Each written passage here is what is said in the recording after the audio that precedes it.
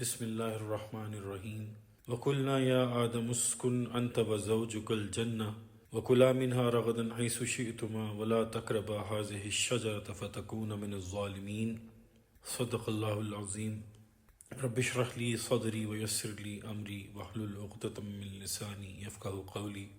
پچھلی ویڈیو میں ہم نے سورہ بقرہ کی آیت نمبر 30 سے 34 کا مطالعہ کیا تھا، جن میں یہ ذکر آیا کہ اللہ تعالیٰ نے فرشتوں کے سامنے حضرت آدم کی تخلیق کا ارادہ ظاہر کیا اور فرشتوں کا اس پہ رد عمل، اس کے بارے میں ہم نے بات کی، اور اس کے بعد علم الاسماء جو حضرت آدم علیہ السلام کو ودیت کیا گیا اس کے بارے میں بات ہوئی، اور اس کے بعد یہ بات کی ہم نے کہ جب فرشتوں کو حکم دیا گیا کہ آدم کو سجدہ کرو تو سب سجدے میں گر گئے سوائے ابلیس کے، جو کہ جنوں میں سے تھا اور ہے، جس کو ہم عام طور پر شیطان کے نام سے جانتے ہیں۔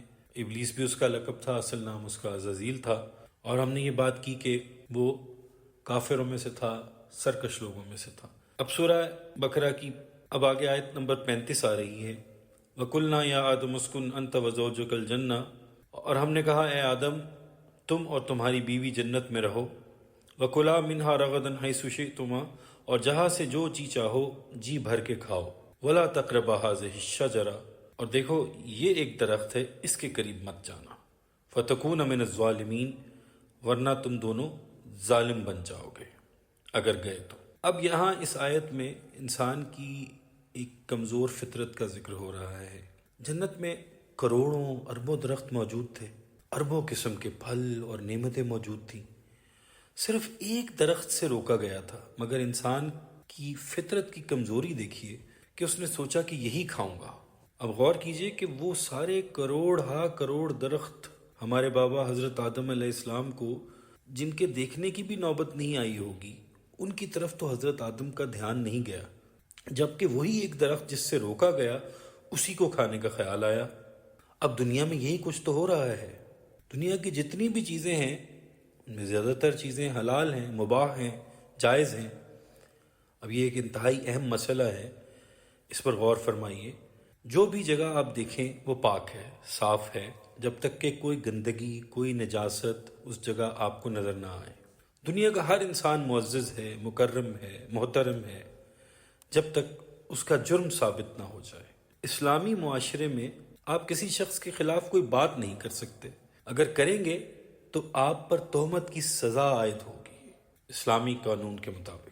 اسی طرح دنیا کی ہر چیز حلال ہے سوائے گنتی کی ان چند چیزوں کے جن کے متعلق قرآن مجید میں الفاظ آئے ہیں کہ انما حرم علیکم المیتۃ والدم ولحم الخنزیر وما احل بہ لغیر اللہ، اس نے تم پر مرا ہوا جانور، لہو اور سور کا گوشت اور جس چیز پر اللہ کے سوا کسی کا نام پکارا جائے حرام کر دیا ہے، اور ان کے علاوہ چند چیزیں جو انگلیوں پر گنی جا سکتی ہیں صرف وہ حرام ہیں، اور اس کے علاوہ جتنی بھی چیزیں ہیں ساری کی ساری حلال ہیں۔ دنیا میں اربوں نعمتیں ہیں، سب کی سب حلال ہیں، اور اس کے برعکس چند گنتی کی چیزیں حرام کر دی گئی ہیں، مگر انسان زیادہ حرام چیزوں کی طرف لپکتا ہے۔ اب دیکھیں کہ دنیا میں کتنے مشروبات ہیں جو حلال ہیں، دودھ، لسی، شربت کی سینکڑوں اقسام، ملک شیکس وغیرہ وغیرہ، صرف ایک مشروب شراب ہے جس کو حرام قرار دیا گیا۔ انسان نے کہا یہی تو وہ ڈرنک ہے، یہی تو وہ مشروب ہے جو مجھے پینا ہے۔ اب یہ غور کریں کہ وہی فطرت چلی آ رہی ہے آدم والی۔ آپ دنیا کے ادب شاعری کو اٹھا لیجئے، جتنا شراب کا ذکر ہے، اس کے پینے پلانے کا ذکر ہے، مے خانوں کا، جام کا، اس کے چھلکنے کا ذکر ہے، کسی اور چیز کا اتنا ذکر آپ کو کہیں کسی کتاب میں نہیں ملے گا۔ یہ کیا ہے؟ یہ وہی فطرت ہے۔ اتنے حلال مشروب ہیں کہ آپ گن نہیں سکتے۔ آپ دودھ کے ساتھ پھل ملاتے چلے جائیں، ملک شیک، سمودیز بنتے چلے جائیں گے۔ آپ مختلف جڑی بوٹیوں کے پھولوں کی جتنے چاہیں شربت بناتے چلے جائیں، لیکن ان میں سے کسی کا ذکر آپ کو کسی غزل یا نظم میں، کسی ادب میں، کسی دیوان میں نہیں ملے گا، مگر ایک چیز جس کو حرام قرار دے دیا گیا ہے اس پر آپ کو ہزاروں دیوان مل جائیں گے۔ اب یہ انسان کی فطرت ہے کہ اس کو جس چیز سے بھی روکا گیا اس کا سارا زور اسی پر لگ گیا اور وہی کام کرنے میں فخر سمجھنے لگا۔ فَأَزَلَّهُمَ الشَّيْطَانُ عَنْهَا فَأَخْرَجَهُمَا مِمَّا كَانَ فِيهِ وَقُلْنَا اهْبِطُوا بَعْضُكُمْ لِبَعْضٍ عَدُوٌّ وَلَكُمْ فِي الْأَرْضِ مُسْتَقَرٌّ وَمَتَاعٌ إِلَىٰ حِينٍ۔ شیطان نے ان دونوں کو وہاں سے پھسلا دیا اور ان دونوں کو اس جگہ یعنی جنت سے نکلوا دیا جس میں وہ تھے، اور ہم نے کہا یہاں سے نکل جاؤ، تم ایک دوسرے کے دشمن ہو اور تمہارے لیے زمین میں ٹھکانہ ہے اور کچھ عرصہ تمہیں وہاں رہنا ہے۔ اب شیطان نے ان کی اس کمزوری سے فائدہ اٹھایا اور وہ دونوں کے سامنے قسمیں کھا کھا کر کہنے لگا کہ میں سچ مچ تمہارا خیر خواہ ہوں۔ اس کی تفصیل آگے سورہ الاعراف میں آئے گی۔ اب اس بدبخت نے اللہ کی قسم ہی کھائی ہوگی اور کہا ہوگا کہ میں تمہارا بڑا خیر خواہ ہوں۔ یہ پیار محبت کی بات ہے، میں تمہیں شجرۃ الخلد کی طرف لے جا رہا ہوں، ایک ایسا درخت جس کا پھل تم ایک بار کھا لو گے تو نہ کبھی بیمار ہوگے، نہ تمہیں موت آئے گی، نہ کبھی تم جنت سے باہر نکلو گے۔ اب دونوں کے دماغ میں یہ تو تھا ہی کہ آخر اس درخت سے جو روکا گیا ہے اس میں کوئی خاص بات تو ضرور ہے، اور شیطان کی باتوں کے بعد دل میں آیا کہ ذرا دیکھیں تو صحیح کہ آخر یہ درخت ہے کیا۔ دونوں نے آخرکار اس کا پھل کھا لیا، اور کھاتے ہی جو پہلا عمل ہوا وہ یہ تھا کہ دونوں کے کپڑے اتر گئے، دونوں کے لباس اتر گئے، جو انہیں خلت فاخرہ ایک جنت کا خاص لباس عطا فرمایا گیا تھا وہ دونوں کے اتر گئے۔ وہ جو جنت کی شاہانہ پوشاک تھی وہ غائب ہو گئی۔ اس کا بھی ذکر سورہ الاعراف میں آتا ہے، جس کا ترجمہ ہے اور جنت کے درختوں کے پتے اٹھا اٹھا کر اپنے جسم کو ڈھانپنے لگے، اپنی سطر کو چھپانے لگے۔ یہاں سے ایک بات یہ بھی ثابت ہوئی کہ اللہ کے حکم کی نافرمانی ہو جائے تو لباس اتر جاتا ہے، اور جہاں جہاں آپ کو لباس اترا ہوا نظر آئے سمجھ لیں کہ کوئی نہ کوئی نافرمانی ضرور ہوئی ہے۔ جہاں آپ سکرٹس پہنے ہوئے یا دوپٹے اترے ہوئے دیکھیں سمجھ لیجئے کہ نافرمان اور جنت سے نکالے ہوئے لوگ ہیں، اور کسی نہ کسی نافرمانی کی ہی سزا ہے جو اللہ نے ان کا لباس اتار دیا ہے۔ اس لیے کہ یہ قرآن میں لکھا ہوا ہے کہ جب آدم اور حوا سے نافرمانی ہو گئی تو ان کا لباس اتار دیا گیا۔ اللہ کا انسان کو یہ سزا دینا کہ اس کے کپڑے اتر جائیں اور وہ بے ستر ہو جائے ایک بہت بڑی سزا ہے۔ اس بات کی علامت بھی ہے کہ انسان اللہ کی گرفت میں ہے۔ اس کے بعد آیت نمبر 37 آتی ہے، فَتَلَقَّى آدَمُ مِن رَبِّهِ كَلِمَاتٍ فَتَابَ عَلَيْهِ إِنَّهُ هُوَ التَّوَّابُ الرَّحِيمُ۔ سو آدم نے اپنے پروردگار سے کچھ کلمات سیکھے، توبہ کے کلمات، چنانچہ اللہ تعالیٰ نے توبہ قبول فرما لی۔ بے شک وہی اللہ ہے جو بہت توبہ قبول کرنے والا اور بہت مہربان ہے۔ اب یہاں دو تین باتیں اور بھی قابل غور ہیں۔ پہلی بات تو یہ ہے کہ حضرت آدم علیہ السلام سے غلطی ہو گئی۔ اب غلطی کرنے کے بعد وہ اتنا خطرہ بھی مول نہیں لے رہے کہ معافی مانگے تو اپنی مرضی کے الفاظ میں مانگے۔ اپنی مرضی پر تو وہ چل کے دیکھ چکے تھے اور یہ جان چکے تھے کہ ان کی عقل اور ذہانت ناقص ہے، اس لیے دل ہی دل میں اللہ تعالیٰ سے پوچھنے لگے کہ اب آپ کو کیسے منائیں، آخر وہ کیا الفاظ ہوں، ہمارے پاس تو وہ الفاظ ہی نہیں، ہماری تو زبان ساتھ ہی نہیں دے رہی، آخر کن الفاظ میں آپ سے معافی مانگیں۔ یعنی حضرت آدم اور اما حوا دونوں اس فکر میں ہیں کہ کہیں ایسا نہ ہو جائے کہ ہماری معافی مانگنے کے الفاظ یا آداب سے کوئی اور بات اللہ تعالیٰ کو بری لگ جائے اور ان کی ناراضگی مزید زیادہ ہو جائے۔ اس پر اللہ تعالیٰ نے کچھ کلمات حضرت آدم علیہ السلام کو سکھائے جو یہ تھے، ربنا ظلمنا انفسنا وان لم تغفر لنا وترحمنا لنکونن من الخاسرین۔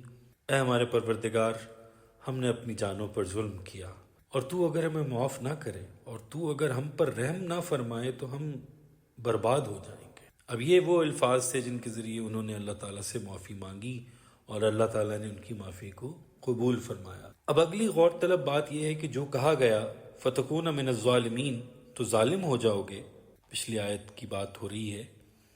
یہاں ظلم سے کیا مراد ہے؟ ظلم کے معنی ہوتے ہیں کسی چیز کو اس کی اصل جگہ سے اٹھا کر غلط جگہ پر رکھ دینا۔ جب آپ کوئی گناہ کرتے ہیں تو تین بڑی بڑی چیزوں پر ظلم کرتے ہیں۔ اللہ کے امر سے انکار، یعنی اللہ کے حکم کو نہ ماننا۔ نمبر 2، ان تمام اشیاء پر آپ ظلم کرتے ہیں جن کو آپ نے اللہ کی نافرمانی کے لیے استعمال کیا۔ نمبر 3، خود اپنی ذات پر ظلم، کیونکہ اپنی ذات کو اللہ کی اطاعت میں لگانا تھا، عبادت میں لگانا تھا، مگر نافرمانی میں لگا دیا۔ اب اس آیت میں ایک اور بہت خوبصورت بات بیان ہوئی، فرماتے ہیں اِنَّهُ هُوَ التَّوَّابُ الرَّحِيمُ، بے شک وہی ہے جو بہت توبہ قبول کرنے والا ہے۔ تواب کا لفظ اگر انسان کے لیے آئے تو اس کے معنی ہوں گے بار بار توبہ کرنے والا، یعنی توبہ کی، پھر کچھ عرصے بعد وہی غلطی دہرائی اور پھر توبہ کر لی، پھر توبہ ٹوٹ گئی، پھر توبہ کر لی، اس شخص کو تواب کہیں گے۔ اللہم اجعلنی من التوابین واجعلنی من المتطہرین، اے اللہ تو ہمیں ان لوگوں میں سے بنا دے جو بار بار توبہ کرتے ہیں اور پاکیزگی اختیار کرتے ہیں۔ یعنی بندے کے لیے یہ لفظ استعمال ہوگا تو اس کا مفہوم ہوگا بار بار توبہ کرنے والا، اور اگر اللہ کے لیے تواب کا لفظ استعمال ہو تو اس کا مطلب ہوگا بار بار توبہ قبول کرنے والا۔ اور اسی صفت کے بارے میں پچھلی آیت میں فرمایا کہ وہ بار بار توبہ قبول فرمانے والا ہے، رحمت کرنے والا ہے۔ اب یہاں ایک اور خاص نظریہ جس کی تصحیح کرنا ضروری ہے، جو ہمیں ہندو مت اور دوسرے ادیان میں ملتا ہے، جسے وہ لوگ کرموں کا پھل کہتے ہیں۔ یعنی ایک مرتبہ اگر گناہ ہو گیا تو اس کی سزا ضرور بھگتنی پڑے گی۔ اسلام میں ایسی کوئی بات نہیں۔ عیسائیوں میں بھی یہ عقیدہ ہے کہ حضرت آدم سے جو گناہ ہوا وہ نسل در نسل چلا آ رہا تھا، یہاں تک کہ پھر اللہ کا بیٹا عیسیٰ علیہ السلام آیا، جو گناہ سے پاک ہونا چاہے ان کے پاس پہنچ جائے، وہ اس کو گناہوں سے پاک کر دیں گے۔ اب آپ غور کریں کہ کتنا سنگین مذاق ہے انسانوں کے ساتھ کہ وہ لوگ جو حضرت عیسیٰ علیہ السلام سے پہلے پیدا ہو گئے اور مر گئے، ان بیچاروں کا کیا قصور تھا؟ وہ تو ان کو تو وقت ہی نہیں ملا گناہوں سے پاک ہونے کا۔ یہ کتنی بڑی ناانصافی کی بات ہے اور کتنا ظالمانہ عقیدہ ہے۔ اب دیکھیں کہ حضور اکرم صلی اللہ علیہ وآلہ وسلم کیا فرماتے ہیں۔ آپ صلی اللہ علیہ وسلم نے فرمایا، گناہ سے توبہ کرنے والا اس طرح ہے کہ گویا اس نے گناہ کیا ہی نہیں تھا۔ اور یاد رکھیں کہ اللہ تعالیٰ کبھی اس کو اس کا گناہ یاد نہیں کرائیں گے کہ تو وہی تو تھا نا جس نے اتنے بڑے بڑے گناہ کیے تھے اور میں نے تجھے معاف کر دیا۔ ہرگز ایسا نہیں ہوگا۔ فرماتے ہیں جب انسان نے توبہ کر لی تو ہم نے معاف کر دیا، بس گناہ ختم ہو گیا۔ اللہ تعالیٰ کی شان رحیمی دیکھیے۔ اب اس کے متعلق کوئی بات نہیں ہوگی، اللہ تعالیٰ اب کبھی اس کو اس کے گناہ یاد نہیں دلائیں گے اور نہ ہی اپنی معافی یاد دلائیں گے۔ تو نے اگر 100 بار توبہ توڑی ہے پھر بھی ہماری طرف لوٹا، یعنی اللہ تعالیٰ فرماتے ہیں کہ ایسی کوئی بات نہیں کہ اگر انسان کوئی گناہ کر بیٹھے تو اب اس کو ہر حال میں اس کی سزا بھگتنی ہی بھگتنی ہے، نہیں، بلکہ اس کے لیے توبہ کا دروازہ کھلا ہے، اور توبہ کرنے کے بعد اللہ تعالیٰ معاف فرما دیتے ہیں۔ توبہ کرتے ہوئے اللہ تعالیٰ کی معافی اور قبولیت توبہ کا یقین رکھنا چاہیے۔ یہاں ایک اور بات قابل غور ہے کہ حضرت آدم علیہ السلام نے خطا کی اور ابلیس نے بھی خطا کی، مگر دونوں کی خطاؤں میں 2 بنیادی فرق ہیں۔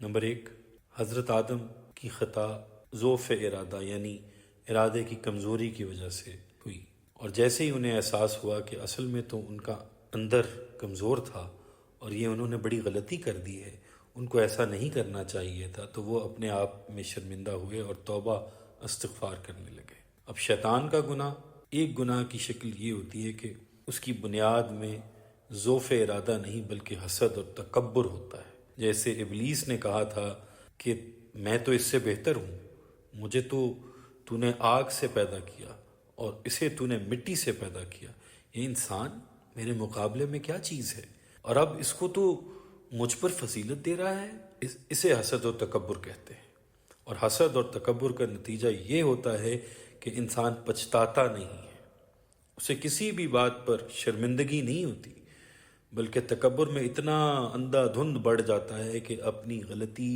کے جواز کے طور پر فلسفے کرتا ہے، دلیلیں لے کے آتا ہے کہ میں نے تو جو کچھ کیا وہ ٹھیک تھا۔ اسی حسد تکبر میں ابلیس حد سے آگے، اتنا آگے نکل گیا کہ اس نے اللہ تعالیٰ پر الزام لگا دیا کہ تو نے مجھے گمراہ کیا ہے، تو نے مجھے فتنے میں ڈالا ہے، یعنی اپنی کمینگی، اپنے تکبر کا سارا الزام اللہ پر ڈال دیا اور کہنے لگا کہ اللہ میں تجھ سے تو بدلہ نہیں لے سکتا، لیکن تیرے اس لاڈلے آدم سے بدلہ لوں گا، اور اس کے دائیں سے، بائیں سے، آگے سے، پیچھے سے، اوپر سے میں اس پر حملہ آور ہو جاؤں گا، اور تو دیکھ لینا کہ یہ ہرگز تیرا شکر گزار نہیں نکلے گا، بس تو قیامت تک ذرا مجھے مہلت دے دے۔ غلطی حضرت آدم سے بھی ہوئی مگر انہوں نے معافی مانگ لی، جبکہ شیطان اپنی غلطی پر اکڑ گیا، اس لیے کہ آدم کی غلطی ارادے کی کمزوری کی وجہ سے تھی، جبکہ شیطان کی غلطی حسد و تکبر کی وجہ سے تھی۔ اب اس آیت میں انہو ہوا کہ جو الفاظ آئے ہیں ان کا مطلب یہ ہے کہ صرف وہی ہے، اس لیے اس کا ترجمہ ہوگا کہ صرف وہی ہے جو توبہ قبول کرنے والا ہے۔ یہ کسی پادری یا کسی پیر سائیں کا حق نہیں ہے کہ وہ کسی بندے کی توبہ قبول کر سکے، اور نہ یہ اس کا حق ہے کہ وہ لوگوں کو جنتوں کی سندیں یا سرٹیفکیٹس دیتا پھرے اور لوگوں سے کہتا پھرے کہ میرے ہاتھ پر اپنا ہاتھ دے دو، میں تمہیں سیدھا جنت تک پہنچا دوں گا۔ قرآن پاک ہمیں بتا رہا ہے کہ انہو هو التواب الرحیم، بس وہی ذات ہے جو بار بار توبہ قبول فرمانے والی ہے، رحیم ہے۔ یہ صرف اور صرف اللہ کا کام ہے، اللہ کے علاوہ یہ کسی نبی، کسی ولی، کسی پیر، کسی انسان کا کام نہیں ہے کہ کسی کی توبہ قبول کرے اور جنت کا ٹکٹ عطا فرما دے۔ لہٰذا اللہ تعالیٰ نے حضرت آدم علیہ السلام کو معاف فرما دیا۔ قُلْنَا اهْبِطُوا مِنْهَا جَمِيعًا فَإِمَّا يَأْتِيَنَّكُم مِّنِّي هُدًى فَمَن تَبِعَ هُدَايَ فَلَا خَوْفٌ عَلَيْهِمْ وَلَا هُمْ يَحْزَنُونَ۔ ہم نے کہا اب تم سارے کے سارے یہاں سے اتر جاؤ، جو ہی میری طرف سے تمہیں کوئی ہدایت پہنچے، پھر جس نے میری ہدایت کی پیروی کی انہیں کوئی خوف نہیں ہوگا اور نہ انہیں کوئی غم ہوگا۔ اب اس آیت میں جو دوبارہ اہبطوا کے الفاظ آئے ہیں، اس سے معلوم ہوا کہ جب انہوں نے درخت کا پھل کھا لیا اور ان سے فرمایا گیا کہ اہبطوا، نکل جاؤ، وہ الفاظ تو غصے کے عالم میں فرمائے گئے تھے، پچھلی آیت کی بات ہو رہی ہے، اور یہ لفظ سنتے ہی حضرت آدم نے معافیاں مانگنی شروع کر دی، اللہ نے معاف بھی کر دیا۔ اب جو یہ دوبارہ اس آیت نمبر 38 میں اہبطوا کے استعمال ہوئے ہیں الفاظ دوبارہ سے، یہ غصے کے عالم میں نہیں بلکہ پیار کے عالم میں فرمایا جا رہا ہے۔ یہ اب ایک طرح کا اپوائنٹمنٹ آرڈر ہے۔ خلیفہ تو انسان بن چکا تھا، اب زمین پر اس کی تقرری کی گئی۔ اس کا مطلب ہے کہ انسان کا دنیا میں آنا بطور سزا کے نہیں تھا۔ دنیا میں انسان کے آنے کا مطلب ہے کہ انسان اب اپنے اصل کام پر بھیج دیا گیا، اس نے اپنی ڈیوٹی، اپنا چارج سنبھال لیا۔ قرآن میں ایک جگہ خلائف کا لفظ آیا ہے جس کا ترجمہ ہوگا کہ ہم نے تم سب انسانوں کو خلیفہ بنایا، یعنی انسان اس دنیا میں مجرم بن کر سزا کاٹنے نہیں آیا بلکہ اللہ کا خلیفہ، اللہ کا نائب بن کر آیا ہے اور اللہ کے نظام کو قائم کرنے کے لیے آیا ہے۔ اس پہ ہم بات پہلے کر چکے ہیں کہ خلیفہ یا نائب وہی ہوتا ہے نا جو آقا کا جو حکم ہے اسے فوری طور پر سمجھے اور اس پر فوراً نہ صرف عمل درآمد کرے بلکہ دوسروں سے اس پر عمل کروائے۔